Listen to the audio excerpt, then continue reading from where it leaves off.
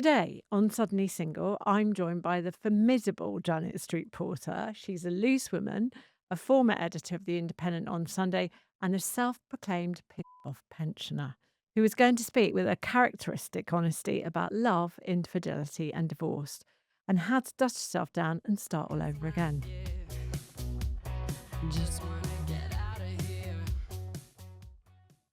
So, Janet, 5 weddings, 4 divorces, and Yeah, plenty of hard earned wisdom, right? yeah. Are you finally good at marriage or have you simply found the right man? I don't know the answer to that, because I don't think marriage is like learning to drive a car. I mean, I can't drive a car with gears yet, and I only learnt to drive when I was in my 30s, and I had, I think, 3 driving lessons in California, and then my first car was a shocking pink Mustang convertible from Rent a Wreck. Uh, it was a bit of a tart's car, to be honest. But I could only drive automatics because I started on a Mustang. And so if we equate my driving skills to my marriage skills, um, I don't know. I mean, marriage. I'm not sure how different it is to some of my relationships because some of my relationships have gone on longer than my marriages, and I never really evaluate. And to be honest, I don't really nitpick back through and think, "Oh, well, I learned something from that one." I mean, if I learned one thing in all the marriages is that none of the men had anything in common. But that's a good thing though, right? Oh, yeah. Because you didn't get on with that one. It's best to try a different type. I think at the time they're all grateful. Your first marriage fascinates me if we were to wind right back. So you met him at 19, you were married by 20. I was already engaged to someone And you'd else. already dumped someone else, hadn't you, Well, no, I by didn't then? already dump. Oh, I you hadn't? mean, what happened was I met my husband and I dumped my fiancé the next day. Okay, Yeah. why? So, well, the thing is, he was a very nice bloke. He just was the wrong bloke. And actually, I made that was a good decision, because we didn't meet at all after that. And somebody found him for a TV documentary. And so I met him again. And I realized when I met him again that he was a nice bloke, but we would, we wouldn't have lasted any time at all. But you were only 19 when you called it off, and you were 20 when you married Tim Street Porter, Mm. who was your first husband, a photographer. And you that lasted 7 years, but you have admitted that you had affairs. Now, would you say that you were actually, in hindsight, too young? No, it was the time. It was the 60s. 60s. No, Summer of I wasn't love. too young. I mean, when's too young and when's too old? I don't really place age barriers on anything. I mean, uh, I adored Tim Street Porter. He was my perfect partner for the time, for my age, for what we were doing. He was a really brilliant, well, he's still alive. He's a brilliant photographer. He's highly intelligent. And I was just so excited from the minute I met him that I dumped the guy I was supposed to marry. And I don't really blamed him at all for what happened. It was he was very focused on his work. He trained as an architect and he'd become an architectural photographer. He immediately was working for the glossy magazines. Um, we were a bit of a golden couple. Then I took a year out and I got my first job on a magazine, Petticoat magazine for teenage girls. And I immediately loved my job. It was just fantastic. And, we got married. I got my first job in journalism all at the same Yeah. time. So I was on a trajectory, if you like. I'd started off and I was just absolutely going at 100 miles an hour. And so was Tim. I mean, it's amazing we were together 7 years because we were so busy. We traveled so much. We went to America a lot. He worked in Japan and he worked in Italy. He worked all over the place. And, you know, I was just who I was. I mean, Uh, journalism and photography back then, well, way We into were the an 90s, exciting couple. it was party central, right? Yeah, it was, and also we both had arts training, and we were really interested in contemporary art, and we both still are, and I'm still interested in people who are creative, and that is the focus of my life. I mean, I don't. Those are the people that I hang out with: clever people, creative people, and so uh, that marriage. Well, it lasted 7 years. I cheated on him. I regret it. Um, but it made me in a way. You say in your kind of bump about your tour called Off the Leash, because that's what Mm. you are a lot of the time, isn't it? You say Yeah, things as you that's why I'm find them. doing this. This is why you this is why you're doing your tour. That as a kid, you were a Bolshy kid. What did your parents teach you about relationships? Absolutely nothing. I Nothing know at all. nothing about my parents' relationship. I can't tell you anything about them at all because we didn't discuss emotions or relationships in our house. Never, ever. Fact that, if you look at the photos of my family, we're all distant from each other. We're all compartmentalized.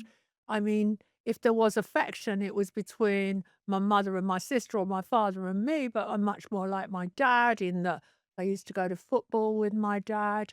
My sister was much more smiley and gregarious, and I was an introspective, snotty, snooty child, and I kept diaries and I wrote lists of all the books that I read, the exhibitions I went to. I mean, I was pretty insufferable, but, I I was a You were self-improver. confident though. I was a self-improver, Oh, but okay. also at school, at primary school, I don't remember too much. I remember being laughed at for being tall and thin and having national health glasses and big teeth. But you know what? I thought I'm right and you're wrong. Yeah. And then when I started at grammar school, I had a very small group of friends, probably four friends, that we used to go to clubs. We were all mods by the time we were 14. I was making my own clothes and I was in the quiz teams and all of that sort of thing. I was really competitive. I was in loads of school teams, tennis, netball, all of that.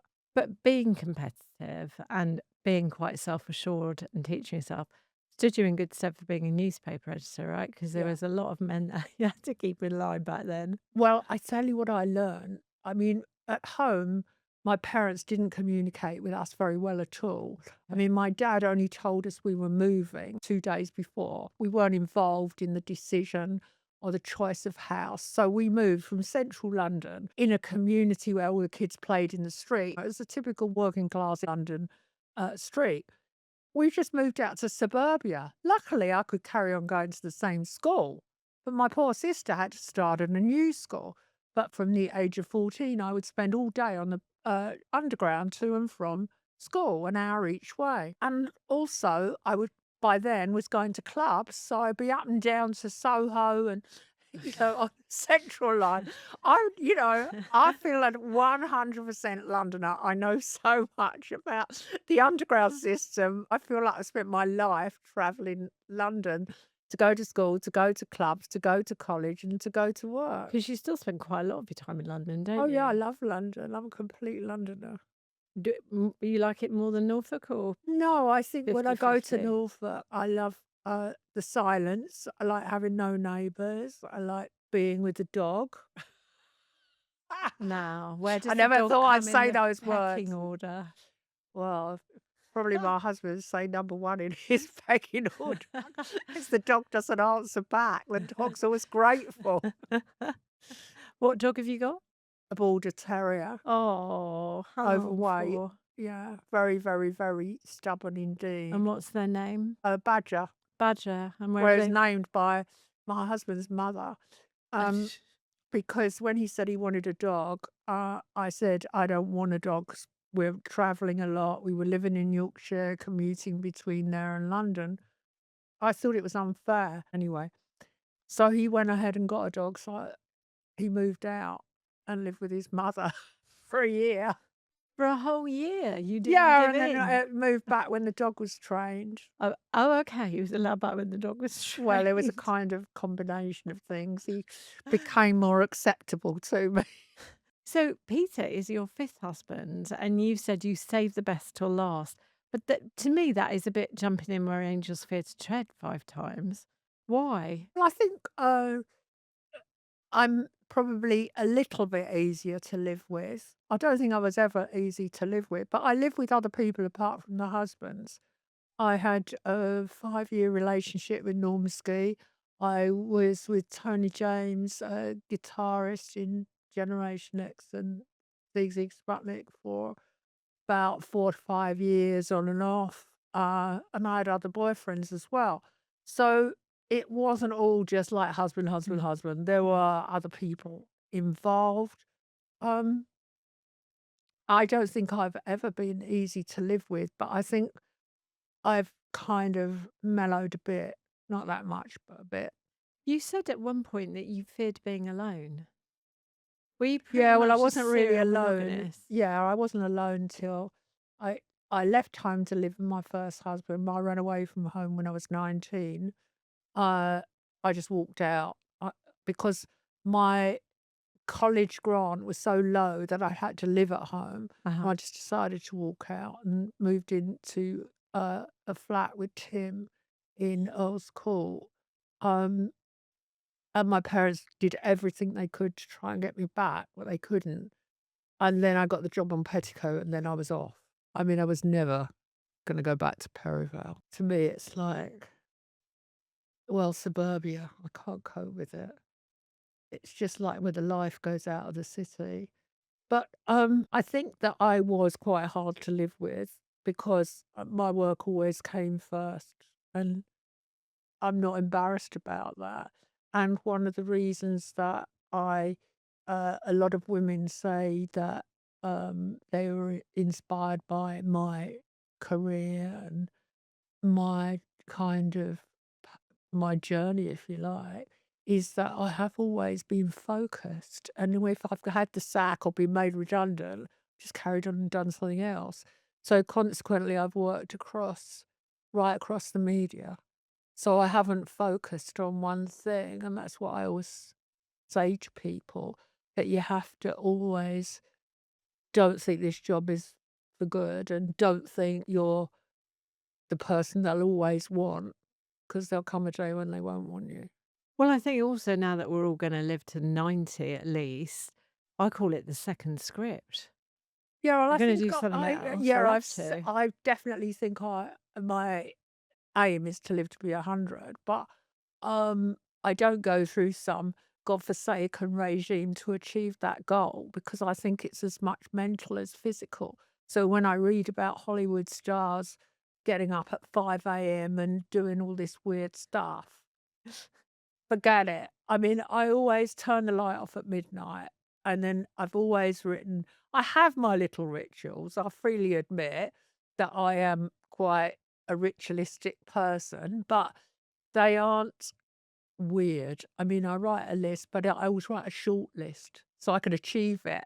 I don't wanna set up things that I'm gonna fail at to make myself feel worse than I could feel anyway. So what would be on your list then? Is it a daily list or Oh, a yeah, I write a list every day, do you? but I write it last Like thing at turn night. up here. No, I don't know that, that's in my diary. I'm brilliant at logistics, so I can plot. I'm Yeah. going to Italy next week, Oh, and I'm nice. going to go on the train, so it'll involve 3 trains on Okay. 2 days, so I can easily plot that. I can think kind of strategically, and also having worked at the BBC, I understand office politics quite well, and I understand how to get on someone else who's got to fail. So you don't all get on you don't all get on together. No. That's the brutal fact of office life. Fact, if you go up, someone else comes down or Yeah. goes out the door. Yeah. That is a pretty true fact. Yeah, I mean, that's, Yeah. why I think I am probably quite hard to live with because I think I don't think about work all the time because I enjoy my work, but I'm focused if I'm gonna do Mm. it. Like today I got up at, 27, and last night I packed my case to go to Ireland, and then I just wrote a short list of things that weren't in the case that I must not forget, but I only wrote 4 things or You wrote 2 self-help guides. I don't know if you remember. Oh, yeah. Life's too short and don't let the boss get you down. They sold quite They well. did.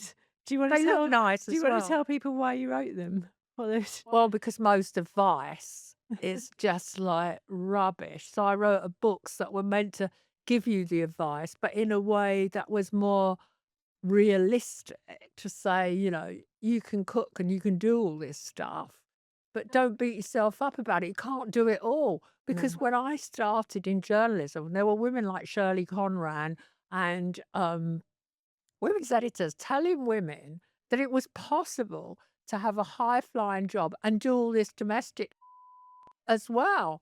And and there are still It's not people, true. yeah, but there are still female writers writing in magazines and in the supplements and newspapers, telling women how to keep your body this way or that way. And it involves a huge amount of time and effort And money. and money and eating a certain way. And I just think life is too fucking short for all of this step counting.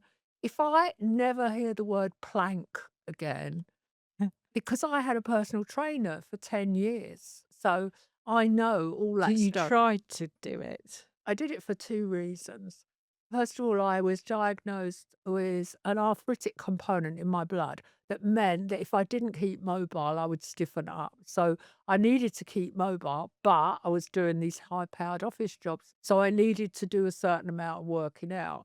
But needless to say, being me, I overdid it constantly. I'd be doing my joints would swell up or I'd put my back out. So I did everything to excess. And I had a gym in my house for 10 years. And then I took up boxing. I used to box occasionally because I was in a very stressful job. And there was one bloke I was working with driving me around the bend. So I just used to stick his picture on the punch bag and I was good to go. I might try that one. Yeah. Good tip. So your third marriage, you said was a midlife crisis. Or was it your fourth marriage? It was to Course. The third marriage David. was lovely. Okay, your fourth marriage to David, you said was a midlife crisis, a mistake. Would you say that changed you the most, that one? I think I only got married then because my second husband introduced me to my third husband. My second husband and I lived together. We were very, very happy. And then we got married. It was a bad idea because we realized straight away we were best friends and that marriage would not work. We were both workaholics. He Okay. owned Time Out and I was doing at least 2 TV shows a week. So this would be about late 70s. Yeah. So we decided quite soon after we got married, it's not working out. We're going to split up. It was all amicable. Yeah. And then I think I said to him, well, where am I going to meet someone? Because, I'm on the telly. I just feel like, where'd you go? What do you do? And he introduced me to, he knew my false husband. He knew him and he introduced me to him. And I went to lunch and we started a relationship and we got married. And we were together for 7 years. I mean, there were lots of things happened during that marriage where he was a film director, 19 years older than me. Um, Lovely, lovely man, got a, gorgeous person, but a depressive. And he had a son by a previous relationship, and that was my stepson for 4 years. And the little boy was diagnosed with stomach cancer Oh. and died 2 weeks later. And my husband had a breakdown, and our marriage really suffered because he was already a depressive. He was in a tough, he was an Yes. award-winning film director, but he suffered from severe depression. So our marriage didn't really survive that. It'd be tough for any marriage to Mm. survive the death of a child. I think it Yeah, I either think brings he couldn't be in people a room with children afterwards. He just never really came back from that. And I just, started a relationship with somebody and I just realized my husband and I had grown too far apart. But that didn't mean I stopped loving him. I just didn't want to be married to him anymore. It was just, I couldn't shoulder the load of it, to be honest, and do the work that I was doing. you don't come across to me as somebody who, um, has ever intentionally broken anyone's heart, but have you ever had yours broken? I wouldn't know. I don't You know. you haven't got one? You Don't really you think like must no, probably not. know. No. No, I no. don't I think I really, really broke that husband's heart. He was genuinely upset. I was having an affair and it was in all the papers and he was humiliated and he wanted a divorce. And then he changed his mind and wanted to carry on being married to me. But by then I'd got my exit strategy and I just said, sorry, it's Did you not write going to. that on a list? No, I just said it's not going to work. I'd rather be friends. And then he married someone really, really nice, who actually I saw on the train yesterday. I hadn't seen her for years. And the thing is, I when my second husband, Tony, married again, I adore his wife. I still talk to her. You see, people find all this a bit odd, but I don't because we have these wonderful men in common. Do you think it's the passage of time though? Because my first husband, I have no problem with him at all. But my 17-year relationship after that, I was pretty angry for about 5 years because Oh, I've he never turned been on me. angry like that. Oh, yeah, yeah, I was pretty gutted, angry, everything you wanna. Well, that's going to make you ill. And mum used to say that to me actually. She said, "Pull yourself together because it will make you ill." I think that I've been angry when I didn't get jobs, like when I wasn't made the controller of BBC Two. I was angry when live TV went tits up and I had to work with Kelvin MacKenzie. But do you know what? I can't say that these things have eaten away at me or made me that mad. It made me mad for about 5 minutes. Yeah. And then I just think, but what can I do now? If I can pass one piece of advice on to other women, I just say that don't let jealousy eat you up Yeah. and don't let rage about work or when you feel you've been passed over, just look at it from another direction and you will come out of it. But you mustn't back yourself into a corner of misery and feeling hard done by.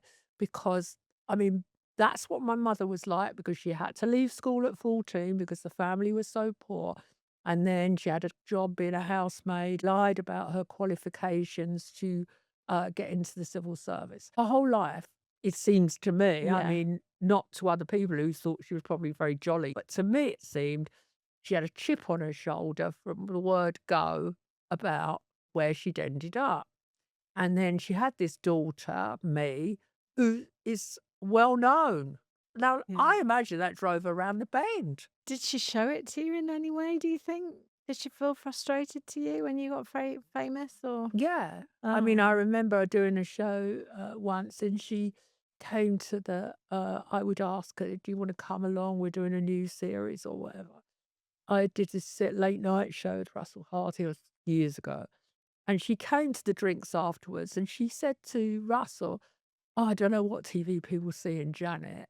And Oh, it's anyway, the nice when other your thing mum's got is, your back, right? she used to said, "Oh, well, I used to be quite a performer in my day. Maybe she's got it from me." I thought, Oh. "Oh, yeah, well, I've never seen that." And then the other thing is she said to Russell is, "You ought to come round my house for Sunday lunch. I'm a better cook than Janet." And I just thought, "Oh, this is ridiculous." Thanks for But your backing, mother. well, the thing is, I didn't want Yeah. her support, is the truth. I think they were a different generation as well. I mean, my mum, I would say one of the last people to stay at home, never get a job, just be a stay-at-home mum, and there was a slight frustration when I went to work. She would always say to me when I rang her up and said, "I got a job." "That's nice, dear. Are you seeing anyone?" Yeah, well, my mother asked me once, "When are you gonna have a baby?" And I said to her, "Why don't you just get a pet?" So my Because I'm sister not had a providing the child, and child. so she had a grandchild. But, That's honest, though.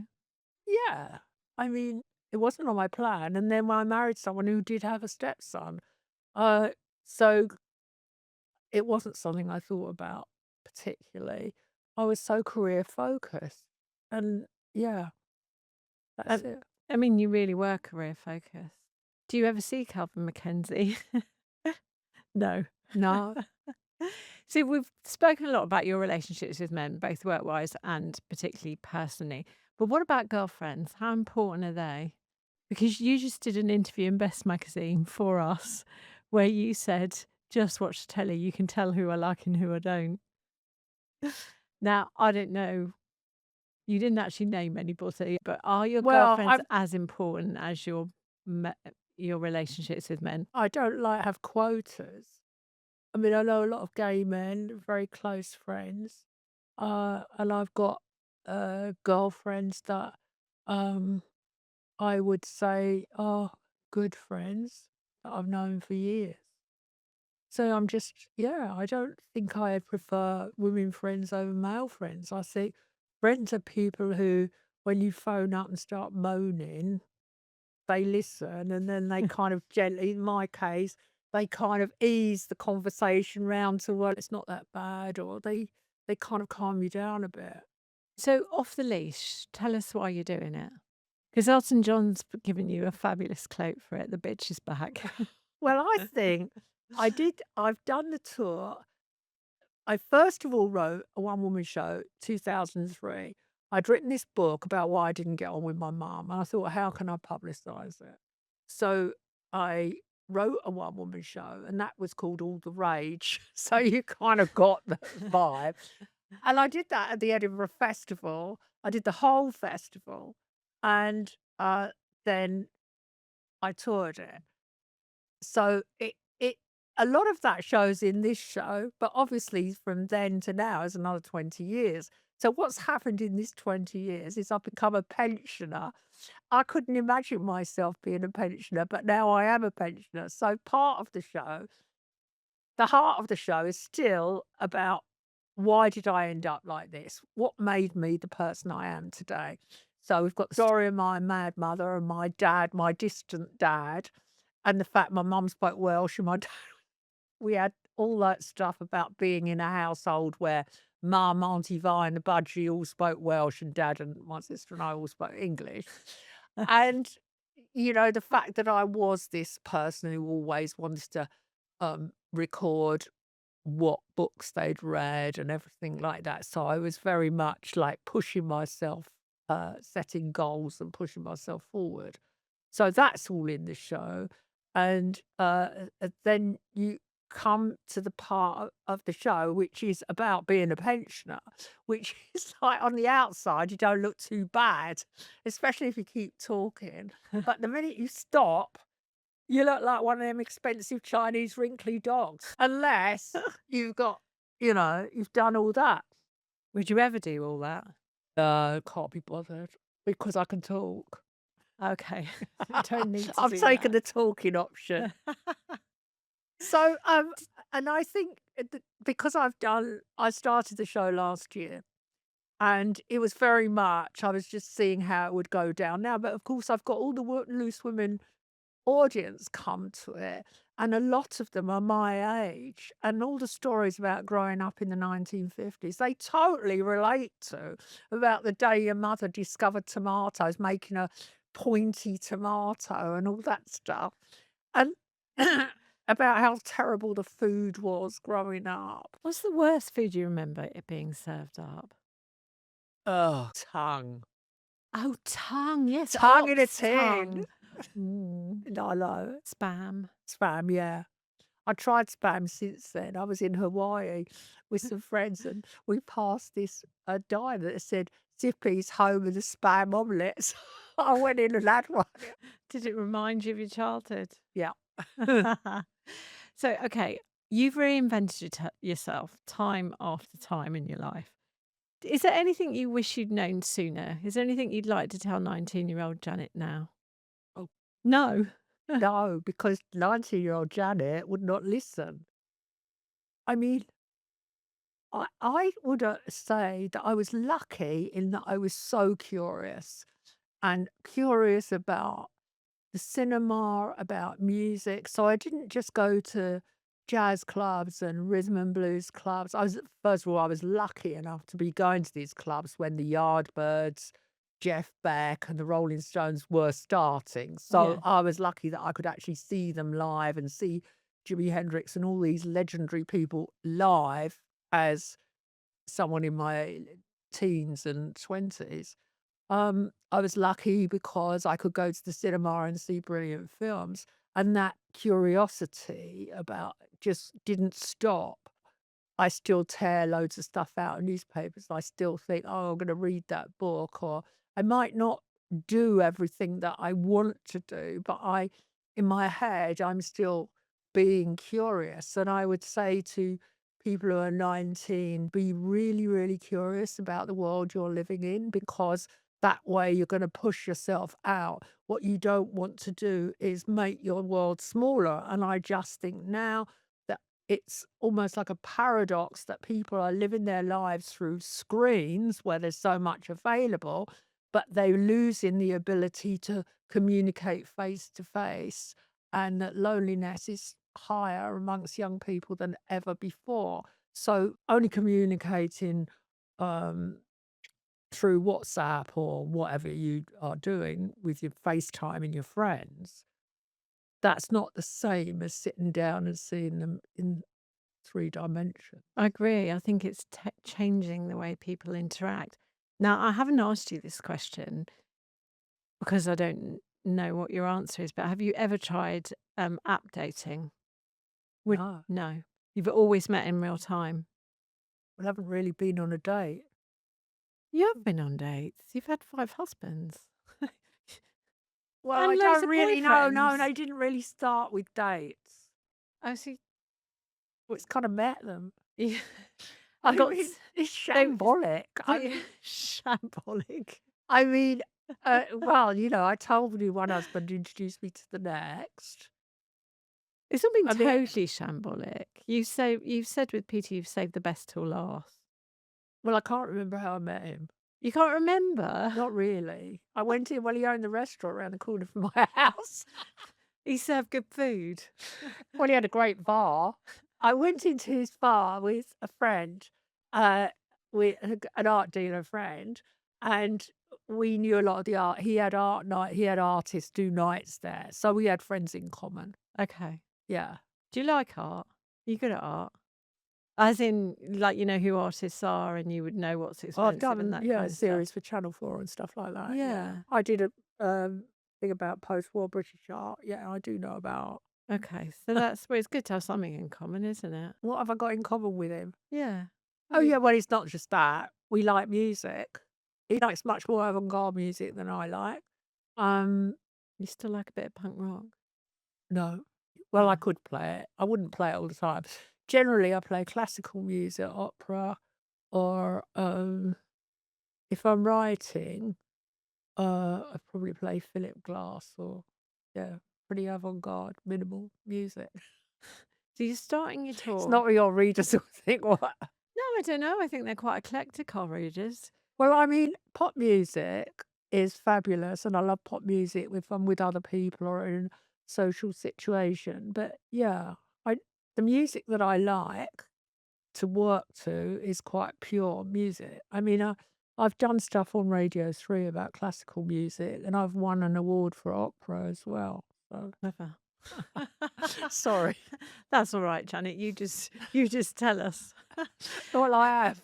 I rewrote a German romantic opera. Did you? Which Well, one? I wrote The Vampire by Heinrich Marschner was an Okay. opera that was You written. speak German? No. What happened was I was working at the BBC, and I've gone to the opera since I was a child, and I always wanted to produce an opera that was set in contemporary London. And so I persuaded the BBC to fund some research, and I found this German opera. I just had the storyline of the opera translated for me, and I listened to the music. So we didn't have to rewrite the music. What we had to redo was reset this opera. Instead of being in the Scottish Highlands, I set it in London. And instead of starting on a Scottish mountainside, it starts in the Saatchi Gallery with Damien Hirst paintings. Oh. And the three witches are three transvestites. So I rewrote the book of the opera, and then I commissioned a new libretto. So which one of your parents introduced you to opera? My mother, because she was in an opera club at work, and my godmother and her took me to Covent Garden when I was about 9. You're a really interesting woman. Janet Street Porter, before you leave me, I need you to play a game with me. It's called the Suddenly Single Honesty Box of Truth. And it's just a way that we get to know a bit more about you. I don't leave you hanging. If you don't like the questions, I'll tell you my answer. Okay. Okay. There's only 2 things in it. No, there isn't. There's about 8. Right. Have you ever pretended to be busy to avoid someone all the time? Companion. Passionate companionship. Yeah. Oh, both. Bit of both. But you can be passionate about the most peculiar things. Passion doesn't have to mean sex. It can just mean you're passionate about something. Okay, but I'm talking about sex here because this is Suddenly Single. Yeah, but you're going to find more blokes if you're more passionate about more things than just sex. Okay. That's a good tip, girls. Best kisser you've ever dated? I don't know. Oh, don't Got you? no idea. I do, but I'm not naming him because he's famous and his head's big enough already. There you go. Separate bedrooms, sensible or a warning sign? Well, I think all relationships go through separate bedrooms from time to time, and it's generally because the bloke's snoring or the dog's snoring. Or I'm snoring in my case. Yeah, Shocking apparently I snoring. snore, but I don't know because I'm snoring, I'm asleep. So I don't know. Sometimes also you have the duvet row Oh, yeah. about when it was really, really hot yesterday, and so you put the summer duvet on, and then it's really cold at night, and you have the row at 3 o'clock in the morning about, well, go and sleep in your own bed then. So it's always good to have a spare bed on for that situation. Okay. Worst first date ever. You not remember? I can't remember. Okay. Not very good on the date thing. Who usually says sorry Oh, I first? can tell you a good Oh, bad go on then. for- My hairdresser told me that she met a guy through a dating app, and she went to meet him, and first of all involved driving out to Slough or somewhere. Slough. So, yeah. So she drove out there and she met him in like a coffee shop attached to a fast food place. And she sat down and she noticed that he was wearing a fleece. Negative.